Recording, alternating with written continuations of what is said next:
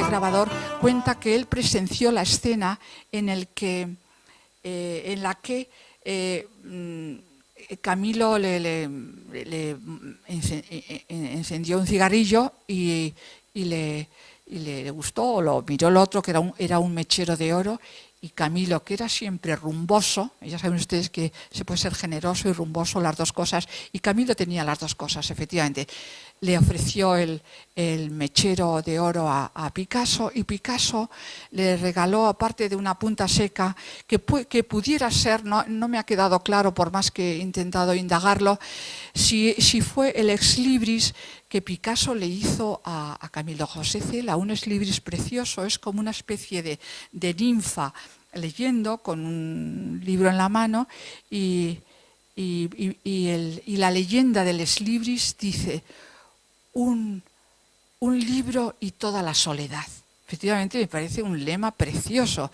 Cuando uno se adentra en la lectura, necesita toda la posible soledad y silencio para adentrarse en la lectura, ¿no? O sea que Camilo consiguió un ex libris de Picasso, y Picasso ese mechero de oro de Camilo. Bien. Miren, cuando Camilo vino y escribió un artículo de Picasso, pues lo tituló El viejo picador.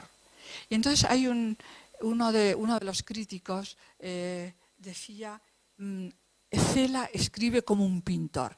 Y este párrafo que yo les voy a leer de cómo describe o pinta a Picasso, yo creo que lo confirma.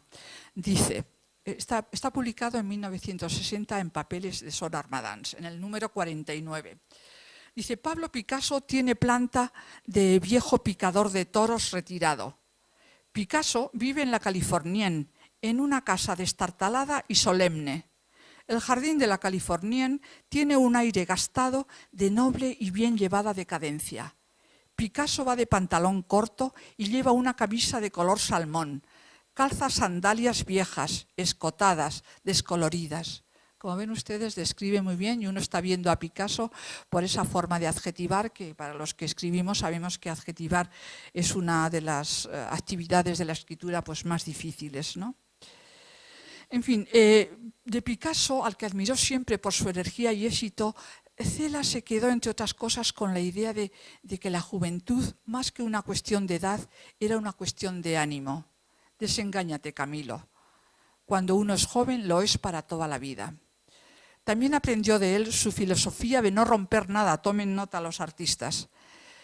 Si bien hay que situarlo en su fecha de factura. Es verdad que cuando los artistas trabajan, no todo es obra maestra, es proceso. Y algunos rompen, están en su libertad de hacerlo.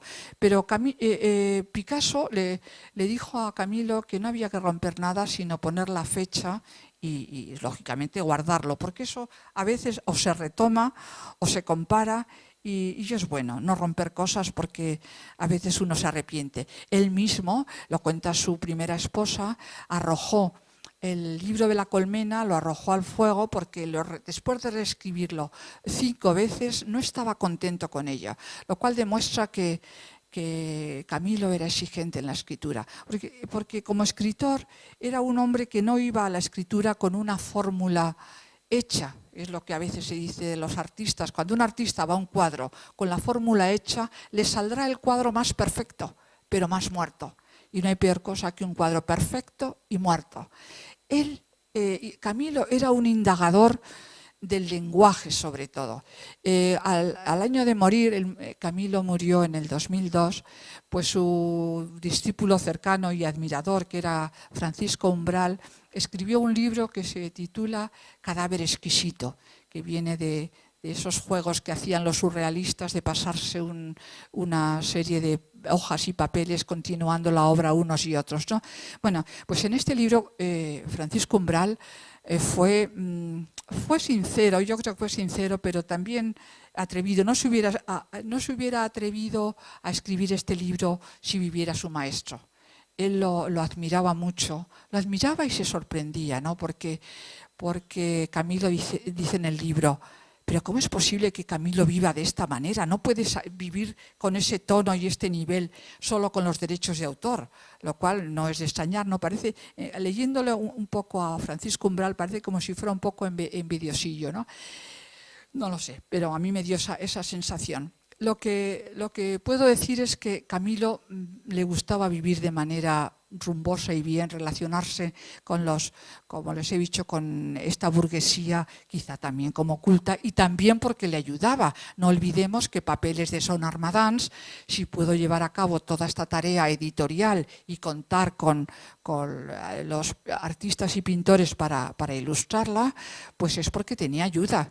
Se dice de esta burguesía mallorquina, algunos hablan, entre otros, de Pedro Serra, por ejemplo, y en el caso como fundador de la editorial Alfaguara, pues en realidad fue la empresa Huarte, que era una empresa constructora que en los años 70 pues era muy potente y ayudó a Camilo en esos inicios de la editorial Alfaguara. Camilo sabía buscar siempre las personas idóneas y tenía gracia para hacerlo. Él, fíjense ustedes, cuando quiso ser académico de la Real Academia, como lo es nuestra Carmen Riera, pues lo pensó y a por ello dijo, ¿quién puede hacerme a mí académico? Ojo, ya tenía méritos, porque para llegar a la academia hay que tener capacidad y mérito. Pretender serlo, pues podemos pretenderlo todos, pero no tener la capacidad y el mérito que es lo necesario. Y él se relacionó muy bien con el doctor Marañón, digamos, lo cortejó entre comillas, sabía buscar la persona idónea para llegar al objetivo. Y efectivamente fue académico, el sillón Q lo ocupó durante muchos años y se sintió feliz. El día que Camilo fue académico, pues estaba contentísimo, porque tenía un punto de vanidad que tiene su lado bueno y su lado malo. Por ejemplo, él a veces cuenta las biografías, sobre todo la de García Marquina, cómo presumía del número de calles y plazas que tenían su nombre. El número de doctorados honoris causa que le habían concedido algunas universidades, entre ellas, por cierto, la de Murcia. Fue generosa con Camilo, fueron profesores que estudiaron su obra y le hicieron de los primeros doctores honoris causa. Esto es bueno saber también porque estamos en Mallorca, no sé si Mallorca le atendió en ese campo o tal, en este momento lo desconozco, pero Camilo en Mallorca se merece un reconocimiento grande, porque le dio savia a la isla, porque trajo aquí los encuentros de Formentor, por ejemplo, es que era un desfile continuo de artistas y yo creo que todas las provincias, salvo Madrid, Barcelona, Valencia, Bilbao y Zaragoza, pues las demás que vivíamos también en provincias, los que nacimos en provincias con todo el honor del mundo, pero eran más provincias entonces, pues que tener un personaje como Camilo realmente levantó la isla, levantó y hizo mucho por ella. Bueno, pues en este presunción y vanidad de las calles y las plazas y demás, había algunos casos un poco tristes, porque en una pequeña ciudad descabalgaron nada menos que a Dante Alighieri para ponerle a él. Cerca de mi casa, les puedo contar ya como anécdota breve, teníamos la hermosa Avenida del Parral en Madrid, que yo vivo en una zona donde hay casas unifamiliares, el centro de Madrid, y la Avenida del Parral hacía honor a una serie de parrales que cubrían los tapiales de las casas que tenían jardín y demás, y de pronto le ponen el nombre de Camilo José Cela. Bueno, pues a los vecinos nos enfadó muchísimo, no porque tengamos nada contra Camilo, sino todo lo contrario, sino porque los lugares es bueno que tengan nombre de lugar, son más elocuentes, porque Camilo tenía una universidad con su nombre, una biblioteca con su nombre, un instituto con su nombre. ¿A qué viene que ocupe también un lugar? Los lugares y la geografía tienen que tener su propia dinámica. Esto es un comentario entre paréntesis del que pueden ustedes discrepar y estarán en todo su derecho. Bien,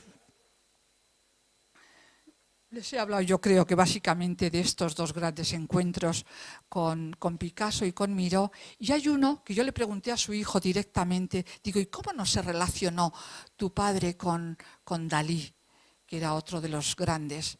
Y dice, ya lo intentó. Dice, lo intentó en una carta, le escribió para que colaborase en Papeles de Son Armada, le mandó una carta, dice, pero le mandó una carta casi con un explicaccio non petita accusatio manifesta, ¿no? Con una explicación, y era la siguiente.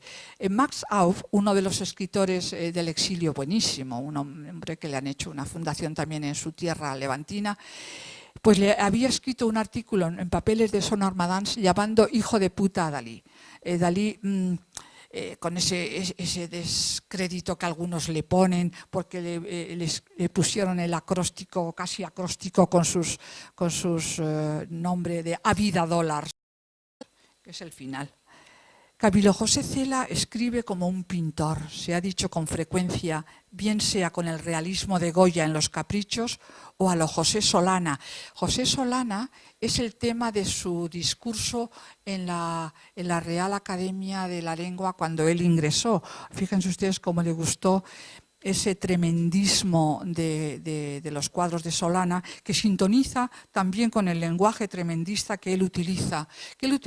Y fíjense en una ocasión lo que dijo y escribió, a mí me dio que pensar, ¿no? Dice, que mis lectores perdonen cómo cubro la ternura con la crueldad. Él mismo, él es un hombre que es a veces muy tierno y con mucha gracia. Yo recuerdo una anécdota un poco tonta, se la voy a contar, que coincidiendo con él en una exposición de Arranz Bravo y Bartolozzi, que también son otros artistas catalanes que trabajaron concretamente en su casa en la Bonanova. Y él les presentó, porque presentaba muchísimos artistas, les escribía textos, les escribía catálogos. No es que fuera un crítico de arte excepcional, ni muchísimo menos, esto los críticos lo podemos ver, lo que sí era un literato excepcional, hablando de los pintores, con lo cual les publicaba un texto literario que puede ser incluso más hermoso que lo que podamos escribir los críticos de arte, que, como decía un pintor, los que verdaderamente sabemos de pintura somos los pintores, porque los críticos de arte tienen demasiada historia del arte y demasiada literatura en la cabeza. Pues es verdad. Y en ese caso, los textos que ha escrito Camilo a muchos pintores pues son envidiables para tenerlos en el propio currículum, ¿no? El estilo celiano enlaza con el esperpento de su paisano gallego Ramón María del Valle Inclán y sus apuntes carpetobetónicos. También apuntan a ese estilo visual plástico de fuerte, áspero y tierno retablo ibérico. Su rico vocabulario rural o citadino contribuye igualmente a la visualidad cromática de su prosa. Camilo es un estilista. Cómo maneja el lenguaje y las palabras es asombroso. Umbral decía en ese libro de que les he hablado, Cadáver exquisito, que es muy interesante de leer para sentir y para discrepar. Dice, a Camilo le fallaban los temas en las novelas. Es verdad que sus argumentos no son precisamente de historias o sagas familiares, pero su forma de escribir, de narrar, de manejar la palabra y el lenguaje era un genio merecedor del Nobel, ¿no? En fin, dice, escribe más con la sensibilidad de los 5 sentidos que con la captación psicológica o la interiorización del alma en lo que a personajes se refiere. La prosa viva de Cela es el estilo, la frase fulgurante su arte, la innovación del lenguaje su logro. Y para terminar les voy a hablar de este retrato que le hizo el mallorquín Pere Colom, con una visualidad fragmentada a cuadros muy interesante, en Marbella, como les he dicho. Él fue a entregarlo junto con Concha Calvo a su casa cuando vivía en Puerta de Hierro, ya casado con Marina Castaño, ¿no? Y entonces cuenta Pere Colom que se atrevió a pedirle a Camilo José Cela una frase que resumiera su obra literaria. Él mismo reconoce que fue una audacia de su parte, ¿no? Y Cela le escribió: para el éxito sobra el talento y para la felicidad ni basta. Y podríamos terminar la conferencia con esta hermosa frase. Muchas gracias.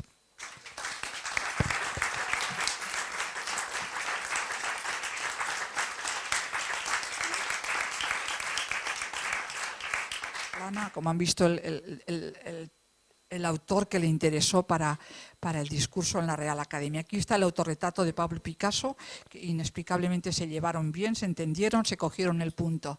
El autorretrato de Joan Miró, en el que se respetaron, se rieron mucho juntos, aunque eran de talantes muy diferentes. Aquí tienen ustedes un dibujo de Camilo José Cela.